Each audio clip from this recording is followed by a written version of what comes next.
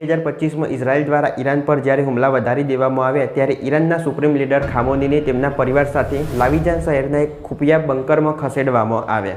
22 જૂન 2025ના દિવસે US direct આ યુદ્ધમાં જોડાયું અને B-2 બોમ્બર્સ દ્વારા ઈરાની પરમાણુ ઠેકાણા ઉપર બોમ્બ વિસ્ફોટ કરવામાં આવ્યો।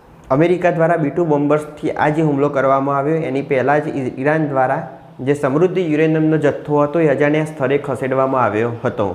અત્યાર સુધી ઈરાન દ્વારા ઇઝરાયલ પર જે હુમલો કરવામાં આવ્યો તેમાં ઈરાને 520 કરતાં વધુ બેલેસ્ટિક મિસાઇલનો ઉપયોગ કરેલો છે। એની સાથે જ 1000 ડ્રોન કરતાં વધુ ડ્રોનનો પણ ઉપયોગ કર્યો હતો।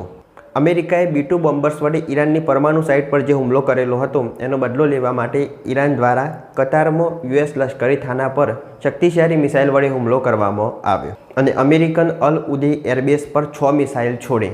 સાથે જ ઈરાન દ્વારા ઇઝરાયલની શોરેક મેડિકલ સેન્ટર એટલે કે 1000 બેડવાળી જે હોસ્પિટલ હતી એના પર પણ હુમલો કરવામાં આવ્યો। 23 જૂન 2025ના દિવસે ટ્રમ્પ દ્વારા યુદ્ધ વિરામની ઘોષણા કરવામાં આવી, જેના માત્ર 3 કલાક પછી જ ઈરાને ઉત્તરી ઇઝરાયલમાં મિસાઇલ હુમલો કર્યો।